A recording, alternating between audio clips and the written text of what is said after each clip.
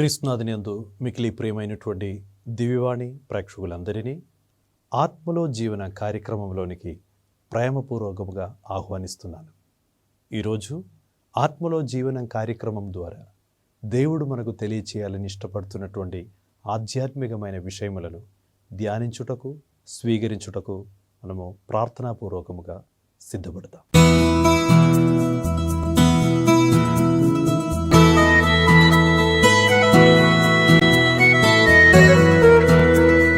ప్రియమైనటువంటి సహోదరి సహోదరులారా, ఈరోజు ఆత్మలో జీవన కార్యక్రమం ద్వారా మనకు ధ్యానించుటకు దేవుడు ప్రేరేపిస్తున్నటువంటి అద్భుతకరమైన దేవుని యొక్క వాక్యము దర్శన గ్రంథం 3వ అధ్యాయం 20వ వాక్యం. దర్శన గ్రంథం 3వ అధ్యాయం 20వ వాక్యం. వినుము, నేను ద్వారము వద్ద నిలిచి తలుపు తట్టుచున్నాను. ఎవరైనను నా స్వరమును విని తలుపు తెరచిన లోనికి వత్తును. దేవుడు ఈరోజు మా అందరిని వైపు చూస్తూ దేవుడు చెప్తున్నాడు, ఇదిగో నేను ద్వారము వద్ద నిలిచి తలుపు తట్టుచున్నాను. ఎవరైనా నా స్వరము విని ఆ తలుపు తెరచిన ఎడల నేను లోనికి వత్తును. నేను మీ మధ్యలోనికి వస్తారు. ఇదిగో మీ ఇంటికి రావటానికి నేను సిద్ధముగా ఉన్నాను. నీ హృదయములో నివసించుటకు నేను సిద్ధముగా ఉన్నాను. మీ హృదయ ఫలగము, నీ హృదయ ద్వారము తెరవుము, నీ కుటుంబ ద్వారము తెరవుము, నన్ను ఆహ్వానించుము అని ఈ సాయంకాలమున దేవుడు మా అందరితో కూడా చెప్తున్నారు. ప్రియమైనటువంటి సహోదరి సహోదరులారా, ప్రభువుని ఆహ్వానించుటకు మనమందరం సిద్ధపడదాం. ఈరోజు రాత్రి ప్రభు నీ కుటుంబాన్ని దర్శించునుగాక. ఈరోజు రాత్రి నీ హృదయ ద్వారములు తెరవబడి దేవునికి నివాసయోగ్యమైన ఒక ఆలయముగా మార్చునుగాక. దేవుడు సిద్ధముగా ఉన్నాడు. దేవుడు మా అందరిని వైపు చూస్తూ చెప్తున్నాడు, ఇదిగో నేను ద్వారము వద్ద నిలిచి తలుపు తట్టుచున్నాను. దేవుడు మాకు చాలా దగ్గరగా నిలుస్తున్నాడు. మా యొక్క పర్మిషన్ కోసం, మా యొక్క అనుమతి కోసం ఇదిగో మాకు చాలా దగ్గరగా ఉండి దేవుడు వెయిట్ చేస్తున్నారు. దేవుడిని మన హృదయంలోనికి, మన కుటుంబంలోనికి ఆహ్వానించుటకు మనం సిద్ధపడతాం. ఆ దేవుణ్ణి మన కుటుంబంలోనికి ఆహ్వానించుకుంటే మనం పొందబోయే ఒక మేలు ఏమని మన బైబిల్లో చూసినట్లయితే యోబు గ్రంథం 22వ అధ్యాయం 28వ వాక్యం ఈ విధముగా సెలవిస్తున్నది. ఒకవేళ ఆ హృదయ ద్వారము తెరచి, ఒకవేళ నీ కుటుంబ ద్వారము తెరచి నీ కుటుంబ జీవితంలోనికి, నీ హృదయంలోనికి, నీ వ్యక్తిగత జీవితంలోనికి ఆ ప్రభువుని ఆహ్వానించిన ఎడల నువ్వు పొందపోయే మేలు ఏమనగా, నీవు తలపెట్టిన కార్యములెల్లా ఆ దేవుడు విజయవంతము చేస్తాడు. నువ్వు తలపెట్టిన కార్యములంతా కూడా ఆ దేవుడు విజయవంతముగా చేస్తాడు. అదేవిధముగా మీ మార్గమున వెలుగు ప్రకాశించును. ఈ 2 వాగ్దానాలు, ఒకవేళ నీ హృదయంలోనికి ప్రభువుని నువ్వు ఆహ్వానించుకుంటే, నీ కుటుంబంలోనికి ఆ దేవుడిని నువ్వు ఆహ్వానించుకుంటే నువ్వు పొందపోయే ఆ 2 ఆశీర్వాదాలు ఒక వాగ్దానములో మనం చూస్తున్నాం, ఒక వాక్యములో మనం చూస్తున్నాం. మొట్టమొదటి, నువ్వు తలపెట్టిన కార్యములెల్లా ఆ దేవుడు విజయవంతముగా చేస్తాడు. ఈ రోజుల్లో ఎంతోమంది మంచి ప్లానింగ్ చేసిన ఆ బుద్ధి, జ్ఞానం, యుక్తితో, మంచి మంచి కాల్కులేషన్స్తో అంత విషయాలు కూడా లెక్కపెట్టి ఎన్నెన్నో కార్యక్రమాలు, బిజినెస్, వేరే రకరకాల విషయాలు, ఆలోచనలు చేసి ఆ యుక్తి, బుద్ధి, డబ్బు అంతా పెట్టినా కూడా కొందరు చాలా భయంకరమైనటువంటి అపజయానికి గురి అయిపోతున్నటువంటి సంఘటనలు ఎంతో మనం చూస్తున్నాము. ఎందుకు మన జీవితంలో అపజయానికి గురి అవుతున్నాం? ఎందుకు విజయం మనము కొన్నిసార్లు సాధించలేకపోతున్నాము? దానికి కారణం ఒకటే, ఇదిగో దేవుని వాక్యం నీకు చెప్తూ ఉన్నాడు, ఇదిగో దేవుడు నిన్ను ఆహ్వానించుకోవాలి. ఆ దేవుడు లేక దేవుని యొక్క వాగ్దానం ఈ విధముగా సెలవిస్తున్నది. సమయతుల గ్రంథం 21వ అధ్యాయం 31వ వాక్యం. దేవుని వాక్యం సెలవిస్తున్నది, గుర్రములను యుద్ధమునకు సిద్ధము చేయవచ్చు కానీ విజయం ఒసగువాడు ప్రభువే. You can prepare the horses for the battle. యుద్ధమునకు గుర్రములను సిద్ధం చేయవచ్చు. రాజులు గుర్రములను యుద్ధమునకు సిద్ధం చేస్తాడు, కానీ విజయమిచ్చువాడు దేవుడు ఒకడే. God gives the victory. ఎంత మనం పని చేసినా, ఎంత కష్టపడినా, మనం కష్టపడిన కష్టానికి తగినటువంటి ఫలితం మనం పొందుకోవాలంటే దేవుని యొక్క ఆశీర్వాదం మన శిరస్సుపై ఉండాలి. అందుకే దేవుడు మా అందరినీ కూడా ఈ విధముగా దేవుడు ప్రేరేపిస్తున్నాడు. ఇదిగో నీ హృదయ కవాటము, నీ హృదయ ద్వారము తెరవుము. నీ హృదయములో నివసించుటకు ఈరోజు వరకు కూడా రకరకాల ఆలోచనలు చేసి, రకరకాల ప్రయత్నాలు చేసి ఒత్తిడిలో ఉన్నారేమో. కొన్ని అపజయాలను చూసి బాధపడిన ఆ బాధాభరితమైనటువంటి హృదయముతో, మనస్సుతో బ్రతికి ఒక వ్యక్తిగా నువ్వు ఉన్నారేమో. దేవుడు అడుగుతున్నారు, దేవుడు చెప్తున్నారు, నువ్వు బాధాభరితమైన ఒక మనసుతో, బరువైన హృదయముతో జీవించవలసిన వ్యక్తి కాదు. ఇదిగో విజయం నీకు ప్రసాదించాలని నేను ఇష్టపడుతున్నాను. మీరు చేయవలసినది ఒకటే, నీ హృదయ ద్వారము నా కోసం తెరవుము అని దేవుడు నిన్ను చూసి ఇదిగో చెప్తూ ఉన్నాడు. ప్రియమైనటువంటి సహోదరి సహోదరులారా, అదేవిధముగా ప్రభువుని మన హృదయంలోకి ఆహ్వానించుకుంటే మనం పొందబోయే రెండవ ఆశీర్వాదం ఏమిటంటే, మీ మార్గమున వెలుగు ప్రకాశించును. ఒకవేళ ఇప్పటి వరకు కూడా చీకట్లో నడుచుకునేటువంటి ఒక వ్యక్తిగా ఉన్నారేమో, సైతానుడు చూపించినటువంటి అంధకార వైపు మన జీవితాన్ని ముందుకు కొనసాగిస్తున్నారేమో. దేవుడు చెప్తున్నారు, ఆ దేవుడిని నువ్వు హృదయంలో ప్రతిష్ఠించిన ఆ సమయం నుండి ఇక నుండి నువ్వు చీకటికి సంబంధించిన దారిలో నడుచుటకు దేవుడు నిన్ను అనుమతించడు. ఆ దేవుడు నిన్ను ప్రకాశానికి, ఆ దేవుడు నిన్ను వెలుగునకు చెందిన బిడ్డగా దేవుడు నిన్ను మారుస్తాడు. నువ్వు అడుగుపెట్టిన ప్రతి చోట్లో ఆ దేవుడు ఒక మంచి దివ్యమైన వెలుగును వ్యాపింపచేసి ఆ వెలుగునకు చెందిన ఒక బిడ్డగా ఆ దేవుడు వెలుగు బాటలో ఆ దేవుడు నిన్ను ఉంచుతారని దేవుని వాక్యం సెలవిస్తున్నది. అపొస్తలుల పరిచర్య 17వ అధ్యాయం 28వ వాక్యంలో పౌలు ఈ విధముగా చెప్తున్నాడు, అయినను మనలో దేవుడు ఏ ఒక్కరికి దూరముగా లేదు. అయినను మనలో ఏ ఒక్కరికి దేవుడు దూరముగా లేదు. ఆయన యందు మనము సంచరించుచు జీవించుచున్నాము. మనమందరం ఆయన బిడ్డలమే. మనమందరం ఆయన బిడ్డలమే. ఆ దేవుడు మన సృష్టికర్త, ఆ దేవుడు మన రక్షణ తాత, ఆ దేవుడు మనలను పాలించువాడు, సృష్టించువాడు, నడిపించువాడు, ఆశీర్వదించువాడు.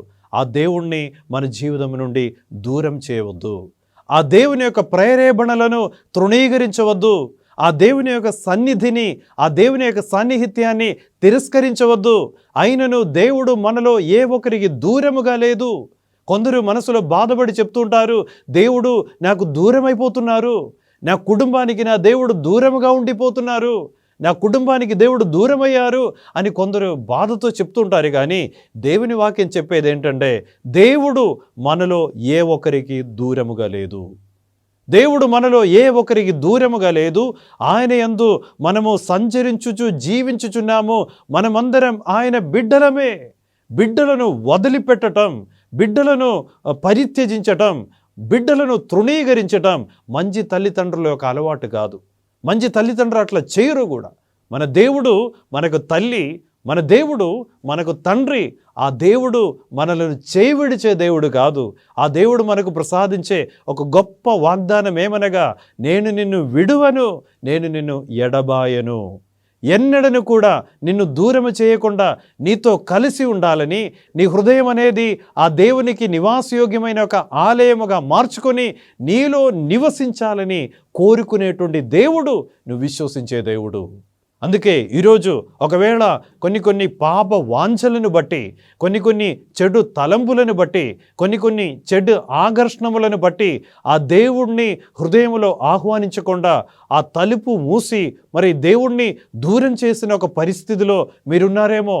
దేవుని వాక్యం ఈరోజు ఇదిగో మిమ్మల్ని చూసి, అందరిని కూడా చూసి దేవుడు మరలా దేవుని యొక్క వాక్యం ఈ విధముగా చెప్తూ ఉన్నది, వినుము, నేను ద్వారము వద్ద నిలిచి తలుపు తట్టుచున్నాను. ఆ దేవుడు నిన్ను వదిలిపోకూడదు. ఆ దేవుణ్ణి నువ్వు ఆ విధముగా ఆ వెయిటింగ్లో పెట్టవద్దు. ఆ దేవుని కోసం నువ్వు హృదయ తలుపులు తెరవాలి, నీ కుటుంబ తలుపులు తెరవాలి. ఆ దేవుణ్ణి నీ హృదయంలో, కుటుంబంలో ప్రతిష్ఠింపచేసి అద్భుతకరమైన ఆ దేవుడు ప్రసాదించు వెలుగులో, అద్భుతకరమైన ఆ దేవుడు నీకు ప్రసాదించు విజయములో నీ జీవితాన్ని కొనసాగించాలని ఈరోజు వాక్య పరిచర్య ద్వారా పవిత్రాత్మ దేవుడు అందరినీ కూడా హెచ్చరిస్తున్నాడు.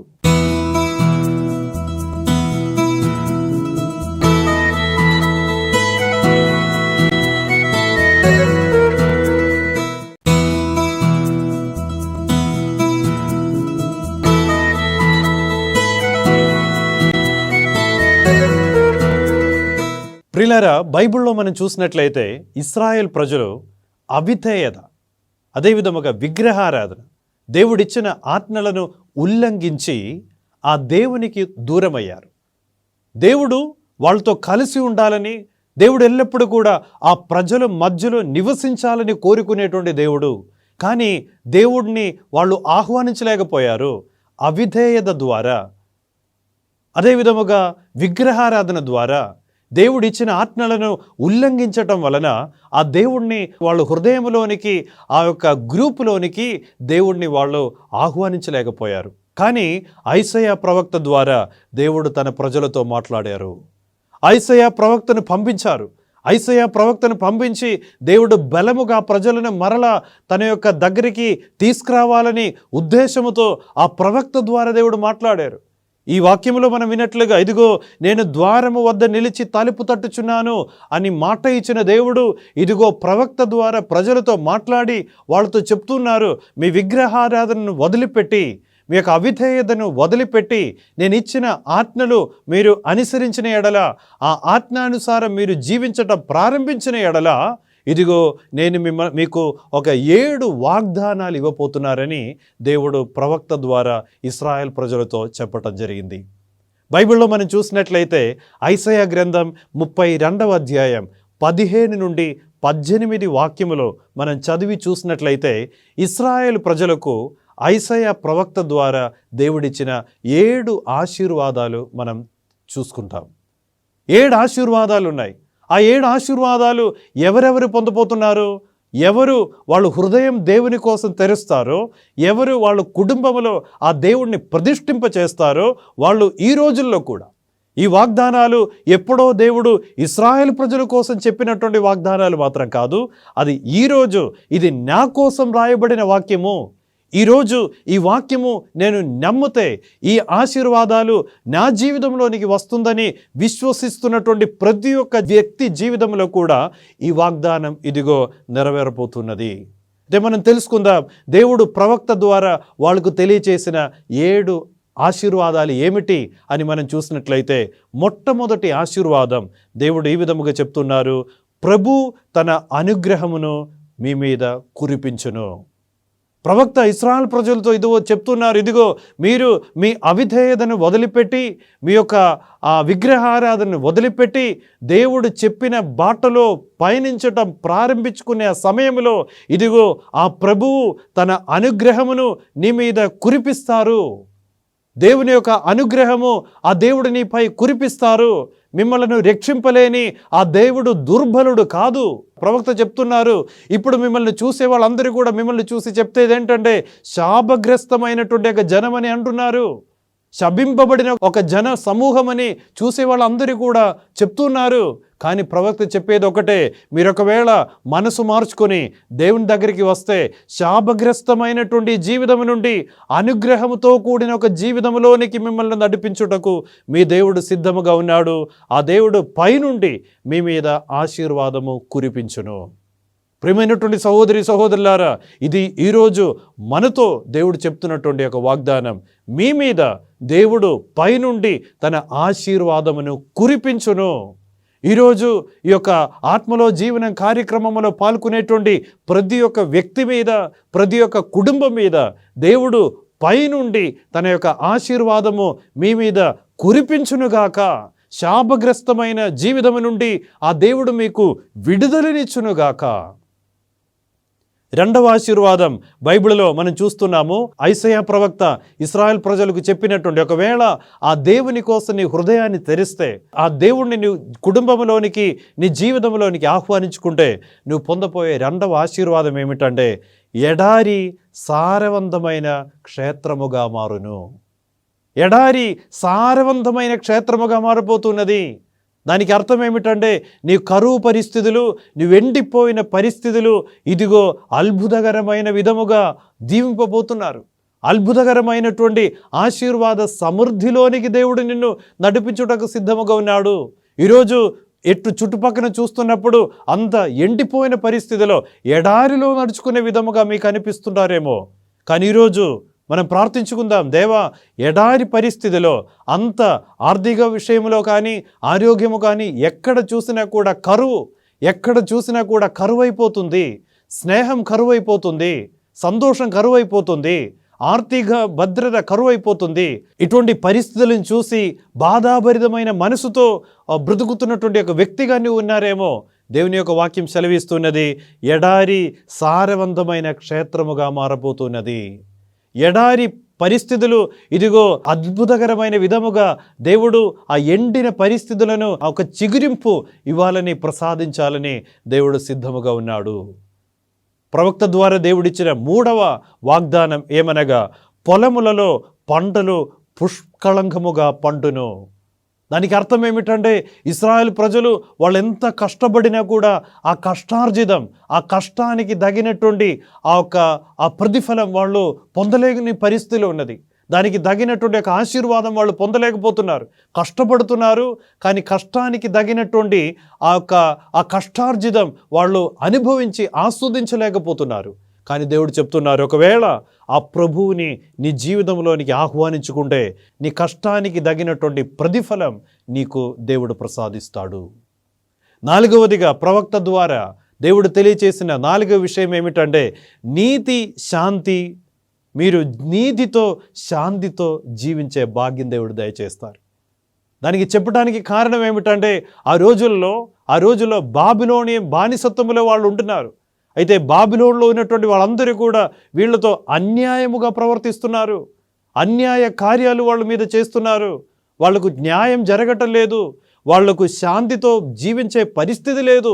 కానీ దేవుడు చెప్పేది ఒకటే, ఒకవేళ దేవుణ్ణి నీ జీవితంలోనికి ఆహ్వానించుకుంటే ప్రవక్త ద్వారా దేవుడు తెలియచేసిన విషయం ఏమిటంటే, మరలా నీతితో జీవించే కృప నేను మీకు దయచేస్తారు. ఈ అనీతి కార్యములు, అన్యాయం, మీకు జరుగుతున్నటువంటి అన్యాయం నుండి మీకు నేను విడుదలనిస్తాను, అద్భుతకరమైన శాంతితో బ్రతికే రోజుల్లో నేను మీకు ప్రసాదిస్తాను అని దేవుడు ప్రవక్త ద్వారా వాళ్ళకు తెలియచేయటం జరిగింది. 5వదిగా ప్రవక్త ఇశ్రాయేల్ ప్రజలకు ఇచ్చినటువంటి 5వ ఆశీర్వాదం ఏమిటంటే, మీరు నిబ్బరముగా ఉంటారు, నిబ్బరము కలుగును. ఆ రోజుల్లో ఇశ్రాయేల్ ప్రజలందరూ కూడా ఆందోళనతో, భయముతో బ్రతుకుతున్నారు. ధైర్యం లేని పరిస్థితిలో అధైర్యంతో వాళ్ళు జీవిస్తున్నారు. కానీ ప్రవక్త ఇశ్రాయేల్ ప్రజలకు తెలియచేసిన విషయం ఏమిటంటే, ప్రభువుని నీ జీవితంలోనికి నువ్వు ఆహ్వానించుకుంటే ఆ దేవుడు నీలో ఒక గొప్ప నూతనమైన ఒక ధైర్యమును, ఒక బలమును దేవుడు ప్రసాదిస్తాడు. అప్పుడు మీరు నిబ్బరముగా బ్రతుకుదురు. ఏమాత్రం భయం లేకుండా, ఏమాత్రం అధైర్యపడకుండా ధైర్యముతో జీవించే ఆ కృప దేవుడు మీకు ప్రసాదిస్తాడు. అదేవిధముగా 6వ ఆశీర్వాదకరంగా యెషయా ప్రవక్త ఇశ్రాయేల్ ప్రజలతో చెప్పినటువంటి 6వ ఆశీర్వాదం ఏమిటంటే, మీరు దేవునిలోనికి తిరిగి వస్తే అవిధేయత, విగ్రహారాధన, అటువంటి చెడ్డ అలవాట్లను వదిలిపెట్టి ప్రభువుని మీ జీవితంలోనికి నీవు ఆహ్వానించుకుంటే దేవుడు మీకు ఇవ్వబోయే ఆశీర్వాదం ఏమిటంటే, చీకు చింత లేకుండా శాంతి సమాధానములతో మీరు జీవింతురు. చీతు చింత లేకుండా సమాధానముతో బ్రతికే రోజుల్లో దేవుడు మీకు ఇవ్వబోతున్నారు. ఈ రోజుల్లో మీ జీవితాలను చూస్తే చీకు చింతతోనే మీ జీవితం కొనసాగిస్తున్నారేమో, కానీ దేవుడు కోరుకునేదేంటి? శాంతి సమాధానములతో మీరు బ్రతకాలని దేవుడు కోరుతున్నారు. ప్రియమైనటువంటి సహోదరి సహోదరులారా, ప్రార్థిస్తున్నాం. ఈరోజు ఈ ఆత్మలో జీవనం కార్యక్రమంలో పాల్గొనేటువంటి ప్రతి కుటుంబాన్ని కూడా దేవుడు శాంతి సమాధానములతో దేవుడు దీవించునుగాక. మీ కుటుంబం నుండి చీకు చిందలను దూరం చేసి శాంతి సమాధానముతో నీ కుటుంబాన్ని దేవుడు అభిషేకము చేయునుగాక. చివరిగా 7వ ఆశీర్వాదం, ప్రవక్త ఇశ్రాయేల్ ప్రజలకు తెలియచేసిన 7వ ఆశీర్వాదం ఏమిటంటే, ఆ దేవుణ్ణి నీ హృదయంలోనికి, నీ జీవితంలోనికి ఆహ్వానించుకుంటే ఆ దేవుడు సమృద్ధితో, ఆనందముతో జీవించే భాగ్యం నీకు దయచేస్తాడు. సమృద్ధి, ఆనందం అది మా అందరూ కూడా కోరుకునేటువంటి ఒక విషయం. ప్రతి ఒక్క వ్యక్తి ఎక్కువగా ఇష్టపడతారు 2 ముఖ్యమైన విషయాల కోసమే. మొట్టమొదటి అందరూ కోరుకునేది ఏంటంటే సమృద్ధితో జీవించాలి. ఇంకా రెండవది ఏంటంటే ఆనందముతో జీవించాలి. ప్రవక్త ద్వారా దేవుడు ఇశ్రాయేల్ ప్రజలకు తెలియచేసినది ఏంటంటే, సమృద్ధి, ఆనందం అది దేవుని యొక్క హస్తములో ఉన్నది. అది దేవుని యొక్క చేతుల్లోనే ఉన్నది. అది దేవుడు ఎవరికి ఇవ్వాలని కోరుకుంటారో దేవుని యొక్క ఆశీర్వాదం పొందుకునే వాళ్ళందరూ కూడా ఆనందముతో జీవించగలుగుతారు. ఆనందం అనేది పవిత్రాత్మ దేవుని యొక్క వరము. పవిత్రాత్మ దేవుని యొక్క వరము ఆనందం. దేవుడు నీ హృదయంలో ఆనందమును నింపుతారు. ఆ దేవుడు నీ కుటుంబంలో సమృద్ధి వర్షం కురిపిస్తారు. కానీ నువ్వు చేయవలసినది ఒకటే, ఆ ప్రభువుని నీ జీవితంలోనికి ఆహ్వానించాలి. కావున ప్రియమైనటువంటి సహోదరి సహోదరులారా, ఈరోజు ఆత్మలో జీవనం కార్యక్రమములో మనం ధ్యానించుకునేటువంటి వాక్యము దర్శన గ్రంథం 3వ అధ్యాయం 20వ వాక్యం. వినుము, నేను ద్వారము వద్ద నిలిచి తలుపు తట్టుచున్నాను. ఎవరైనను నా స్వరము విని తలుపు తెరచిన లోనికి వత్తును. దేవుని యొక్క వాగ్దానాన్ని మనసారా అర్థం చేసుకొని, మనసారా మన యొక్క ఆ హృదయ ద్వారము దగ్గర నిలిచి తలుపు తట్టుచున్నటువంటి ఆ దేవుని కోసం హృదయ ద్వారమును తెరిచుటకు, కుటుంబ ద్వారమును తెరిచి ఆ ప్రభువుని హృదయములో, ఆ ప్రభువుని మన కుటుంబంలో ప్రతిష్ఠించగలిగినటువంటి ఆ జ్ఞానం దేవుడు మా అందరికీ కూడా ప్రసాదించునుగాక. ఆ విధముగా ప్రభువుని మన హృదయములో, మన జీవితంలో, మన కుటుంబంలో ఆహ్వానించుకొని ఈరోజు మనం ధ్యానించినటువంటి ఐసయా గ్రంథములో 32:15 నుండి 18 వరకు కూడా దేవుడు వాగ్దానం చేసిన ఆ వాగ్దానాలంతా కూడా మన జీవితంలో కూడా ఈ రోజుల్లో దేవుడు నెరవేర్చునుగాక. ఈ యొక్క గొప్ప ధన్యత కోసం మనం కలిసి ప్రార్థించుకుందాం. అందరూ కలిసి ఒక చిన్న ప్రార్థన చేసుకుందాం. సాధ్యమైన వాళ్ళందరూ కూడా కన్నులు మూస్తూ ప్రార్థన చేయండి. సర్వశక్తి గల సంపూర్ణుడైనటువంటి ప్రభువా, ఈరోజు వాక్యము ద్వారా దేవా, మీరు మా అందరిని కూడా ప్రేరేపిస్తున్నటువంటి ఒక విషయం, మా హృదయములో నివసించుటకు ఇష్టపడేవాడు నీవే.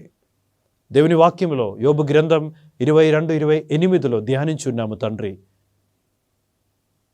దేవా, నీవు మా హృదయములో, మా కుటుంబంలో, జీవితంలోనికి ప్రవేశిస్తుండగా మేము తలపెట్టిన ప్రతి కార్యములు కూడా విజయవంతముగా చేస్తారు. మా యొక్క మార్గములో వెలుగును ప్రకాశింపచేస్తాడు.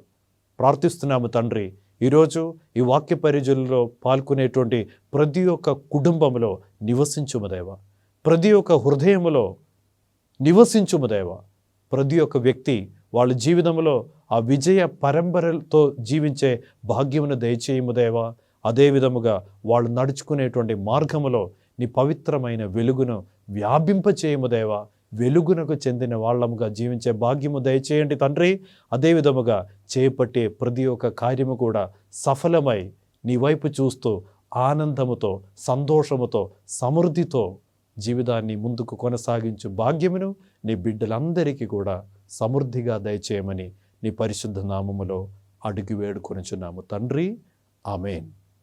ప్రభువు మీతో ఉండునుగాక.